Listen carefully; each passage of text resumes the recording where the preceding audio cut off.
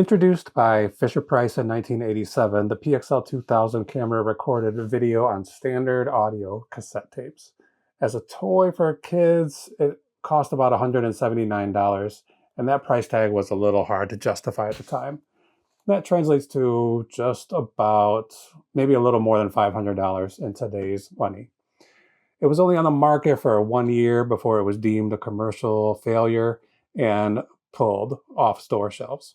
A few years later, some experimental filmmakers discovered the toy, and in the 1990s, Pixel Vision film festivals started popping up around the United States. I don't remember where I got this one, but I've had it since that time period. Right around the 2000s, websites started to come along that offered modifications that could make the toy camera a little bit more user-friendly. And I imagined I was going to send this one off to get upgraded, and then I would join the ranks of the Pixel Vision filmmaking community. I never really did that. So about a year ago, I decided it was time to sell my PXL2000 and give up on my 35-year-old filmmaking dream. Or was it?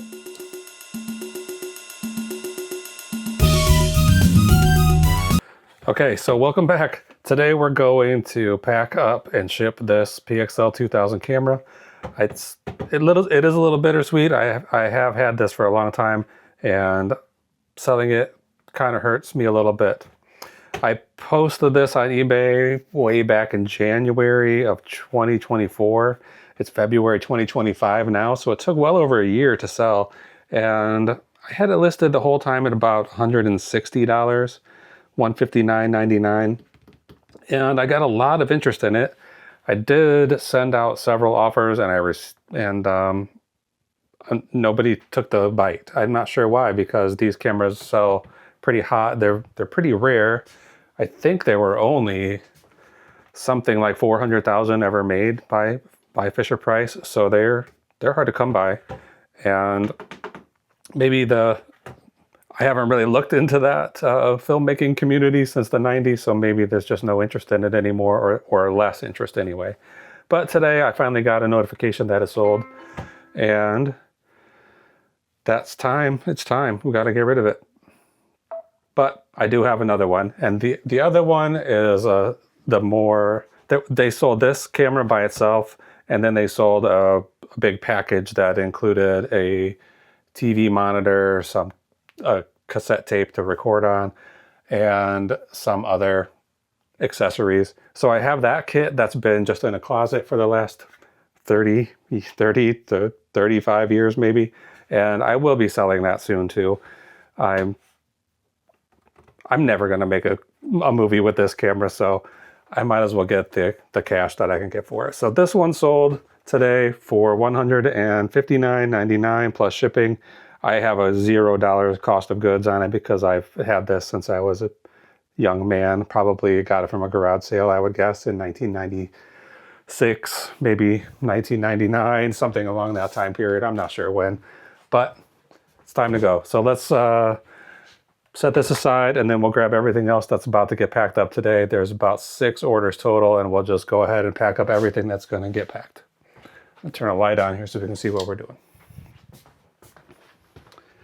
All right, first thing we have 2 hats. I've been running a 25% off hat sale, trying to get this wall of hats right here cleared off. Oh, here's here's the packaging of the other PXL2000. This hat is A, B, C, D, E, F, G. It's G3 here, and I think this is G. It's quite a long stretch. This is a golf hat. I'll show it to you later. There's another hat here. I might as well grab it now. A4. This is is it a Chicago Bulls? Yeah, Chicago Bulls hat.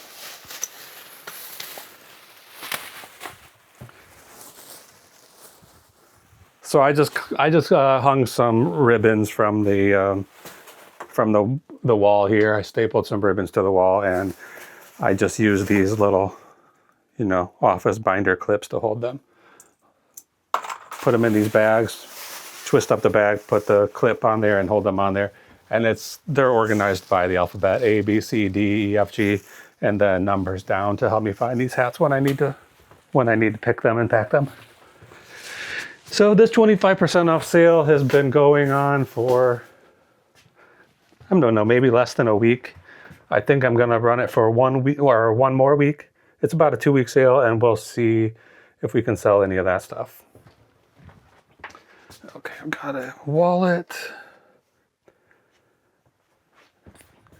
some board game parts, E2,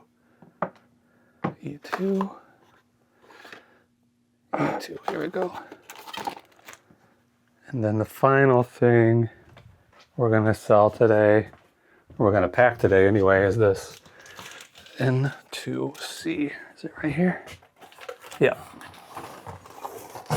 Okay, I'll tell you about all these things as we go through, and we'll see the profits that we made on each one, and then we'll total up the day's sales and see if we made any money today or not. Let me get this computer up and running, and then we'll see my spreadsheet where I keep track of everything. Whoops.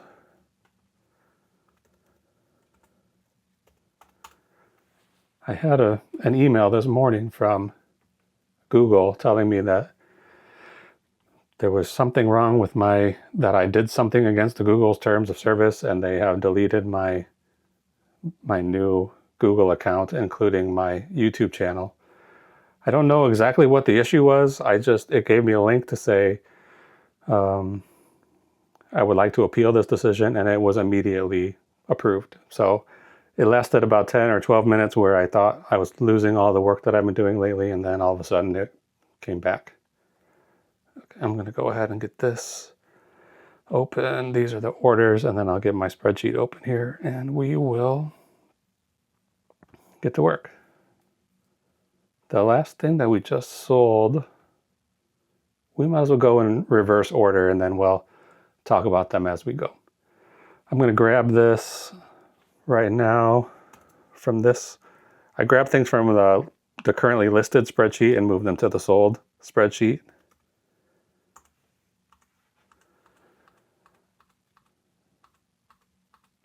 So I'm looking for this 41 Super 8 films, which is right here. I'll cut that from this spreadsheet and paste it into the Marches spreadsheet. This is boring. We might speed past this. This was one of the first times I've done an auction. I posted an auction on eBay. Yesterday and today I had an auction finished. The other item is sold here. I'll show you that in a minute. But I usually skip auctions unless it's something that I just don't really know a value. I cannot determine a value by doing any kind of research, or something that I just need to get rid of right away, and I don't really care how much money I make on it. As long as I'm not losing money, then it's fine. In this case, both of these auctions were kind of that territory, that I didn't know what it was. There are several contradictory price comparables. So something that may have sold for $50, a similar item sold for $200 or $300. It's hard to know exactly what you got there. So I decided to just go ahead and run auctions on these two things. So we're going to do the Super 8 ones right now. Where's that box? I just brought it. Okay, I got this whole box of Super 8 film home movies from an estate sale. It was a legal ransack estate sale where they just opened the doors and they needed to clear the house out, and they said, come, anybody who wants anything, come and get it. So I went there, I spent a few hours. I listed a lot of that stuff over the last few weeks. You may have seen some videos of that. And then I took some videos of when I was photographing these. They're pretty cool. There's several in here that are from Disneyland. They say Disneyland, but these other ones are in Florida, so I think they may mean Disney World. And they're from 1967, all those Disney ones. I thought some Disney collectors would come along and did this thing up. I have seen, several just like one individual film reel this size may have sold for a few $100s. So I was hoping to get a little better price than I did get for it, but since I didn't pay anything for these, anything I get is pretty good. So in this case, this sale ended really just half an hour ago, and these 41 reels sold for $42. I'm not going to say it's disappointing because I didn't pay anything for these. They were just totally free. So that's just $42 in my pocket that I didn't really have to invest any money into. But I can't say I wasn't hoping that some Disney collector would start competing with another Disney collector and this would skyrocket up. So I was keeping my eye on this auction for the last couple of hours, hoping to see some last minute bids the way you usually do with bid snipers, but nope, didn't happen. 42 bucks. We'll take it. As I said, I didn't pay anything for these, so I can't complain. I don't think these can get too damaged in shipping, so I'm not going to go hog wild protecting them, but I am going to wrap everything up in a little bit of bubble wrap.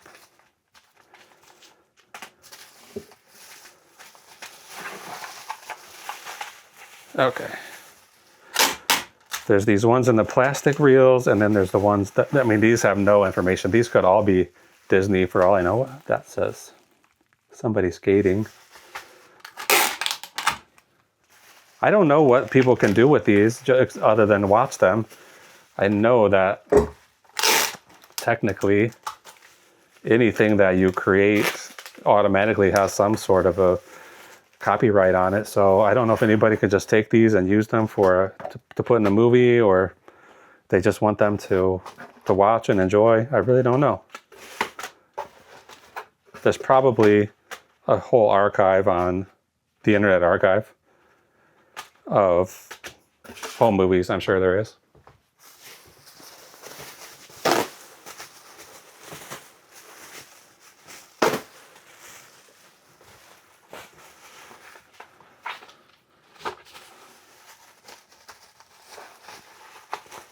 I was kind of wishing that I could have these converted to digital, or even just have a projector that I could project these videos or these films onto the wall and take a video of it or something. It'd be good to be able to show the buyer at least a few frames of what's on them, but the Super 8 film is so small, there's no way to easily get a look at what's actually on the film. So I might have got a better amount of money if I had done that. And then just yesterday, where was I? Yesterday or Friday, I was at, I can't even remember where I go anymore, but I think it was a Goodwill. And there was some sort of a film camera on the shelf there, and I was contemplating, should I grab that? I at least took it down to look at it, and I was trying to determine if it was a Super 8 or if it was some other format.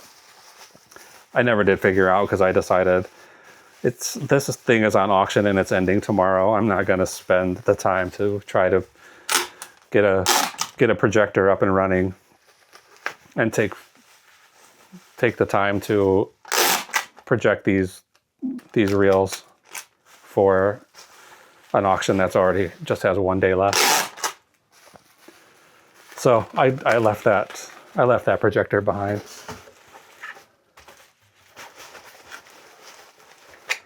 Okay, somehow I took these out of here and now they don't fit back in. There we go. That'll do it. This is a little tighter than I would like, but I'm gonna go with it anyway.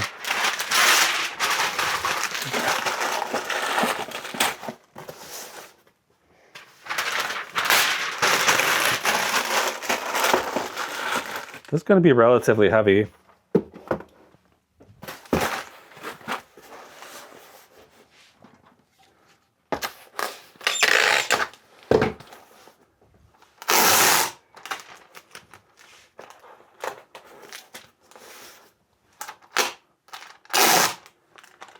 Okay. let's get this on the scale and find out how much it weighs. First, I'm going to try to see if I can remove this label. If not, well, it does come off pretty easy. I might put another piece of tape there. Okay, I'm going to write on here. This is film, and it weighs 3 pounds, 15 ounces. So we're under the 4-pound cutoff. So that's good. Should be a little cheaper. 13 by 10 by 4. 13 by 10 by 4. And this is going to a buyer. I always put the buyer's initials on the box so that I can match up the name on the label that I ultimately print, which is come over here on this printer. This buyer's initials are DH, so I'll print the labels, I'll compare the name to the initials, and then I'll know which box which label goes to. Okay. Next is, these are playing cards. This goes to a game, a Universal Monsters. It's called Horrified. I bought this game. I don't know how much I paid for it, but probably $2, no more than $2.50. And then when I got it home, pieces were missing. So it is possible to sell replacement parts for board games. And sometimes, I mean, ultimately you probably could do much better selling the parts than selling the whole game itself. There's just a long tail on these sales. I don't know. Let's see how long ago I got this. Not that long ago, really. October of 2024. It's February now, so just 4 months. I have the pieces of this game. I think I sold this some dice or something from this game already once before. So this I just received an offer today. I had it listed for, I think, maybe $7.99. I received an offer for $4, and I responded to the person with a counter offer, which I almost never do. But I can't make any money at all on $4. It's not worth my time. I'd be better off just throwing the things in the garbage. So I told them $6 is the least I can do to make any money at all. And we'll see at the end if I do even make money. But they took that offer, they paid right away, so that's okay. And this,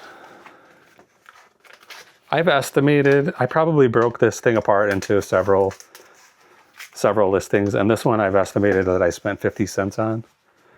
So 50 cents into $4. Is it worth it?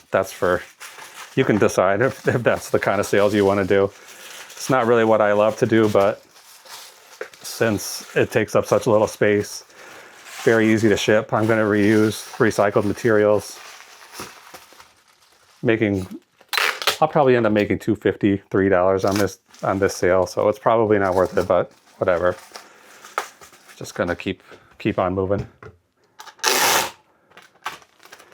Some of these sales are just kind of, when you go out sourcing the way I do at yard sales and thrift stores and estate sales, you can only get the inventory that you can get, and I don't have access to some way of consistently getting inventory that's worth hundreds of dollars. So for everything that I get that's worth $100, I might get 10 things that are worth 20. This is only 5 ounces. And then if I've made the trip already to go out, I'm using up my gas, I'm using up my time, I feel like I should be getting as much inventory as I can. So even if it's an inventory that's only worth $10, that $10 maybe covers the gas for that trip. This is 9 by 7 by 1. And it is going to a buyer with the initials WAG, right in Ohio. Next is the camera. So we'll get this Pixel Vision camera up and running, get it to somebody, and hopefully they'll be able to make some movies with it, I hope. I'm going to put this in a brand new box. Will it fit in here? It will not. It will not. Let me turn the light on. I can see if I have a good box here. Yeah, these would be better. 12 by 10 by 4. This one I happen to know is going to the eBay International Shipping Program, and it's going to end up in Finland. So starts life here in Illinois, ends up all the way in Finland. That's pretty good. And the eBay International Shipping Hub is only about, I think it's less than 10 miles from where I live. It's in Glendale Heights outside of Chicago. I'm right here in the city. Well, I'm on the edge of the city. So I actually took a road trip out there the other day. I had to pick up some things in a nearby city, so I drove by the eBay headquarters, the eBay International Shipping headquarters anyway, and there's no evidence at all that it's associated with eBay on their building or anything. And I brought a camera with me, and I videotaped a little bit, and then I forgot to save that footage when I cleared off my hard drive. So maybe I'll make another trip out there and give everybody a look at what the eBay International Shipping headquarters looks like. I'll do a little research on what goes on there, and then I'll make a video about it. This camera is, since it's going to eBay, I am 100% sure that nobody there cares what the packaging looks like. But if I know something is going to the International Shipping Program prior to packaging it, I usually spend a little time trying to I'll use a brand new box, or I'll try to make the box look nicer. And I don't know what the point is of doing that. It's kind of silly, but especially now that what I think I know is that eBay contracts out that international shipping to a company that specializes in foreign mailing, and eBay is probably just one of their clients. I think they have many companies that they deliver packages for. So there's nobody at eBay that's ever going to see this package that I'm making. But I still think there's some possibility when it gets there, they might need to open it and repack it before they can mail it on to the next country, in this case, Finland. But that way, I'll give them a nice new box. If they open it, it'll be easy to repackage and look nice to go on a boat or an airplane or however it gets to them.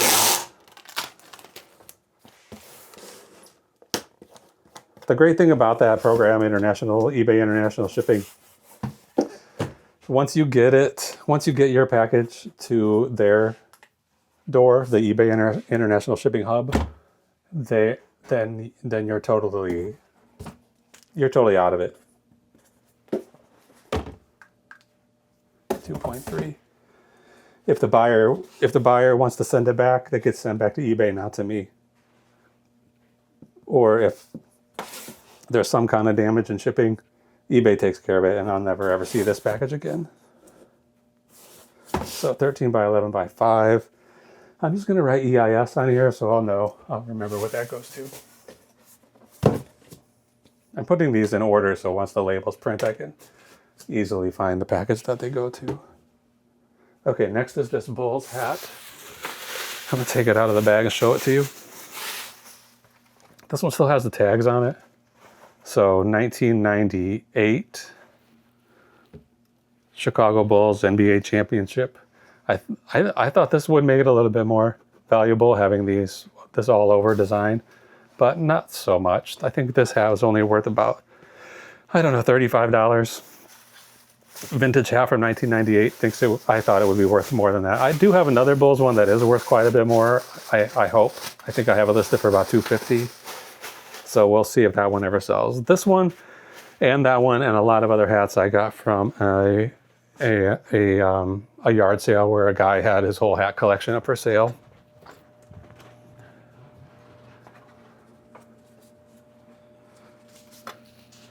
And I purchased the whole lot of it for $50. So after everything was said and done, after I inventoried everything, I estimated I spent 36 cents per hat. And I have made that money back multiple times since then. That was just in last summer in May.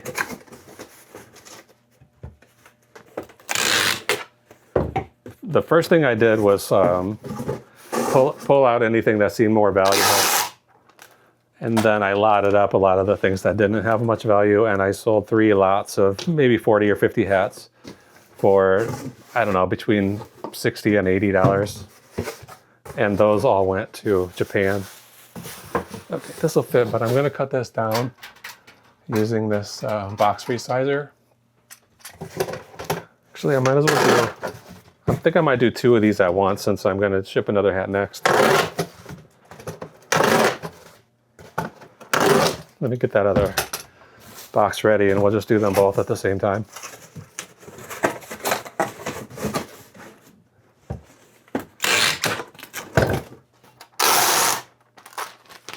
Then I can put this tool away and we won't need to use it again.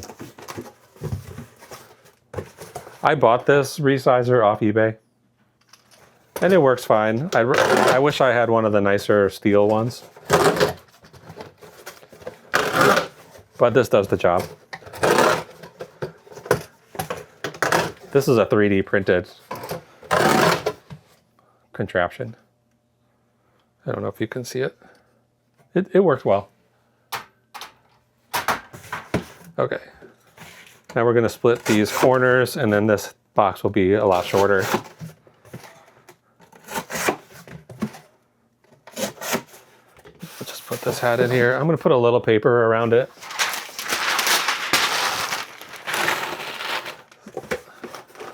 I'm going to weigh this right now to see if I can save money by lowering these flaps. I think I probably can. So I'm going to cut some of these flaps off and then I'll reuse these flaps in the future anyway. So this is saving me money multiple times.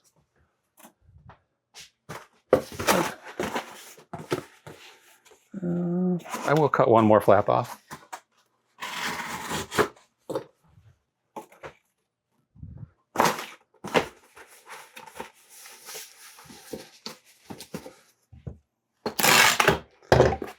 Okay.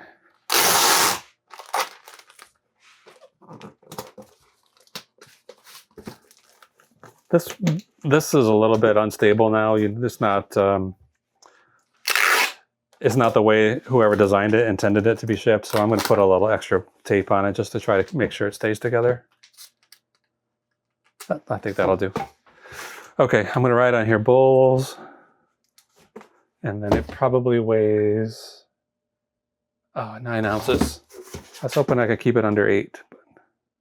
Okay, 9 ounces. It's going to be 9 by 9 by 6. And it is going to, I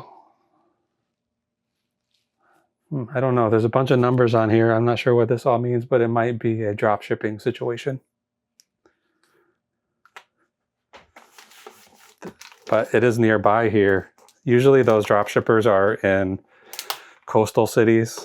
There's several in Miami, I think, and I think there might be some like Oregon or Washington State that I don't really know how it works, but they'll handle the shipping for someone in a foreign country, and I assume the buyer can get that shipping cheaper than if they were using the eBay international shipping program, which they charge.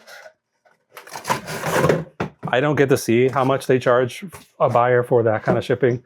Like this camera that's going to Finland, I have no idea what the buyer had to pay for that shipping. But I think it's pretty exorbitant. save that. And then I'm going to go to the next thing, which is this Louis Vuitton wallet. So this came from a Goodwill. I paid $25 for it. Just about a week before, I bought another Louis Vuitton wallet at that same store. That was $75. It had the box and packaging and some paperwork and other things that go along with it. And I brought it. I went there on my lunch break, really.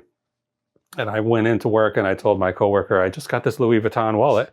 And she said, she's a big collector of designer purses and things.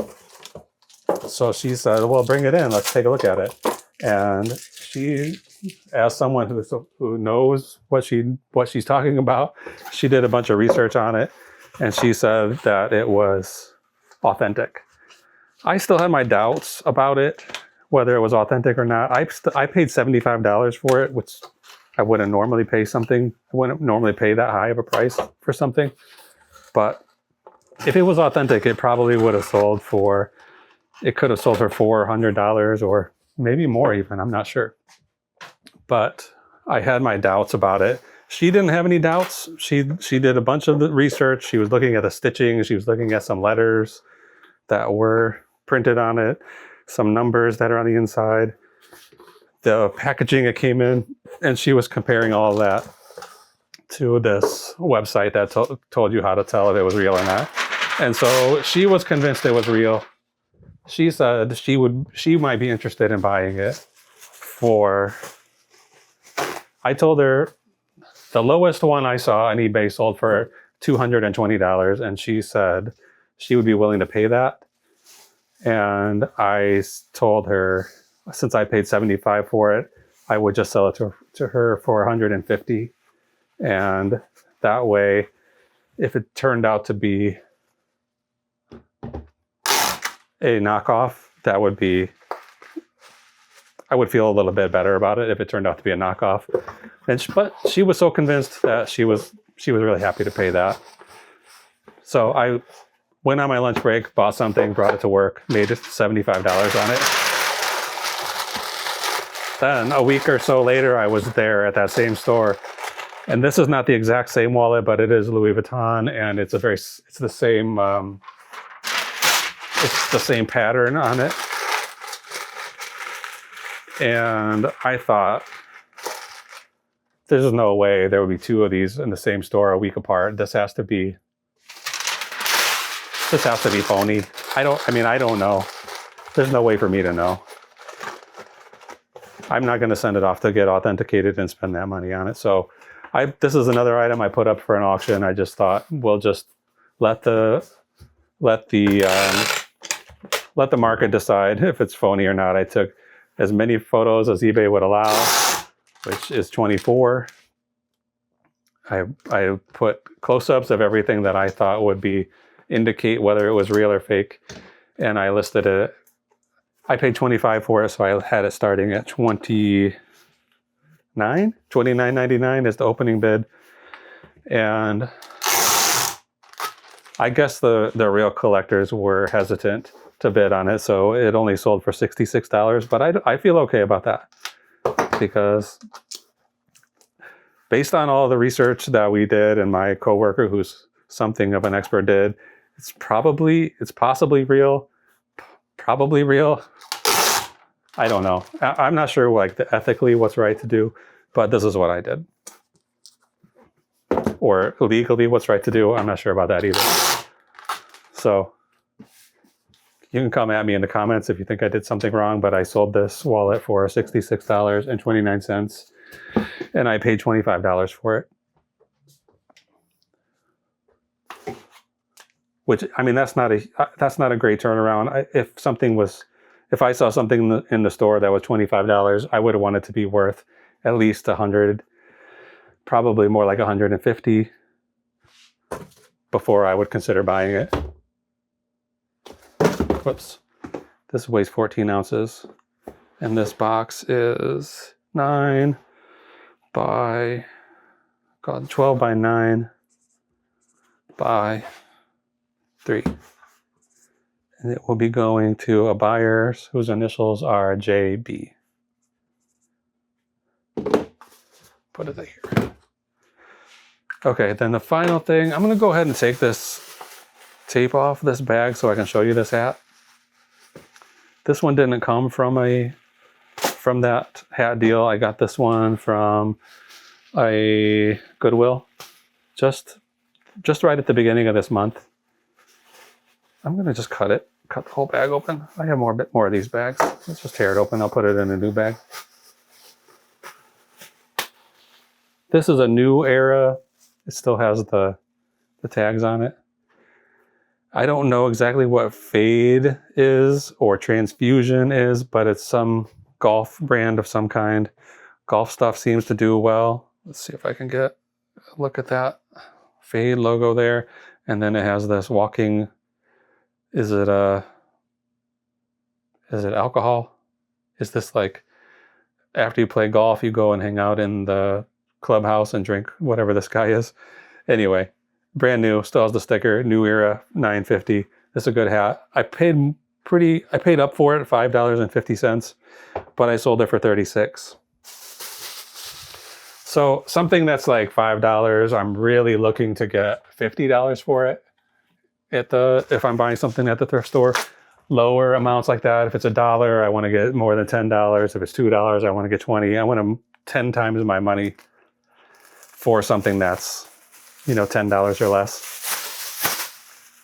But I've been having good luck with hats lately, so I've been looking at them a lot, and this one caught my eye, and I thought I would sell it as soon as I could.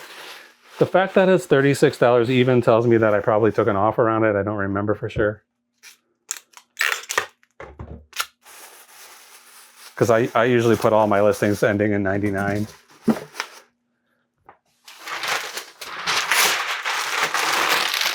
So I probably had it listed for $38.99, and then they offered me $36, so I just took it. I've talked about it recently, but I'm in a big selling mode right now, and I want to get stuff out of here. So if you see anything in my shop that you're interested in, send me an offer, and I'm probably going to take it, as long as it's a reasonable amount. Anything less than 15%, I'm going to question whether it's worth it to do that or not. But $2 off of 30, $40 down to $36, whatever it was. This is okay. In a minute, we'll print the label, and then we'll see how much each of these items actually made. I'm going to write New Era on here and weigh this at 10 ounces. And it's 9 by 9 by 6, the same as the last one we did. And it will be going to a buyer whose initials are GY. Okay.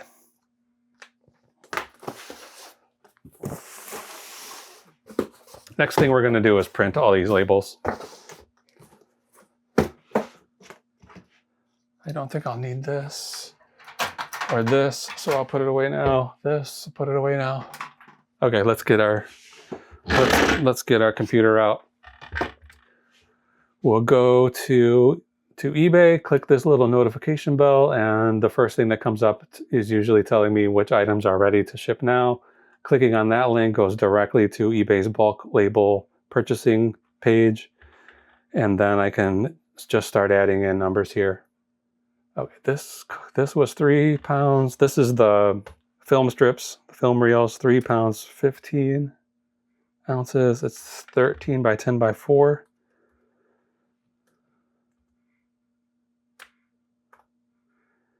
And that with Ground Advantage pricing, this is going to where? Washington State. Pretty expensive. $11.37. Let's put that in the spreadsheet. Super 8 movies, $11.37. We ended up only making $23.43 on those, which, like I said it before, but I did get them for free, so we'll count that as a win. The next thing, these cards, 5 ounces, 9 by 7 by 1, and USPS Ground Advantage, $4.44. I think the cheapest you can do ground advantage is just under $4. So if you can ship something light, then you can go buy either ground advantage or eBay standard envelope. Try the standard envelope. So those cards earned us $5.32. So not a huge win, but again, it's just money. It's just free money, so we'll take it. Okay, Fisher Price camera, 2 pounds, 3 ounces. This package is 13 by 11 by 5. It's only going a few miles away, so it only costs $6.44. Glendale Heights, and then on to Finland. So that camera is the big sale of the day, $141.60. Oh, this hat, the Bulls hat, 9 ounces, 9 by 9 by 5.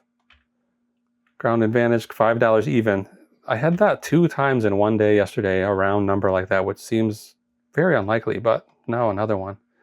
So that hat earned $23.81 off of a $36 cost of goods. 36-cent cost of goods. That's pretty good. Now our wallet, 14 ounces, 12 by 9 by 3. And where is this one going? Pennsylvania, $6.07. So that was the one that had a high cost of goods. So even after that, we're going to make $32 and 1 penny. And then the final thing is this New Era golf hat. And it's going to weigh 10 ounces. Probably could have lightened that up a little bit. 9 by 9 by 6. Once things get over a pound, you don't have to worry about like increments too much, but anything that's, I think the cutoff is like 2 ounces, 4 ounces, 6 ounces, 8 ounces. So every ounce could add money to your cost of shipping. So that's a good opportunity. Like if I could have got this down to 8 ounces, it might have been $2 cheaper to ship. In this case, it cost $5.31. This is from a $5.50 cost of goods, but we still ended up making $26.26. So that's not too bad. Yesterday's total, this is some things that sold yesterday and some things that sold today. So yesterday's total was $158.71. That's the first day of March.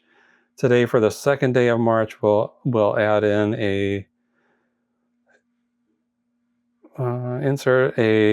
we'll insert a function here in this spreadsheet, and we'll see what today's proceeds were. $170.35. So already we're averaging $164.53 per day for March. So hopefully we can keep that kind of momentum going for the whole month, and then we will be doing very good for the year if that kind of trend continues.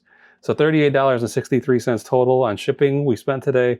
I'm going to go ahead and purchase these labels through eBay and print them out and get them on these boxes, and then we will be ready to ship them out and see what sales come in tomorrow.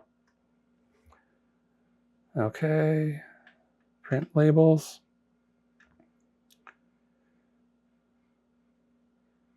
This PDF builder is so slow. The most important thing that I want to get to is the print symbol, and it is just about the last thing that comes up, aside from this share one, which somehow replaces the print one just as I'm about to press it. So if anybody has an idea on how to get this stuff to load faster, let me know. Okay, we're printing these labels now. They go pretty quickly.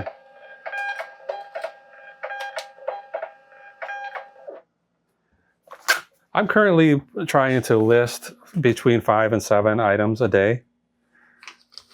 This one's going to GY. Thank you, GY. So that means I really want to sell 5 to 7 items a day, if not more.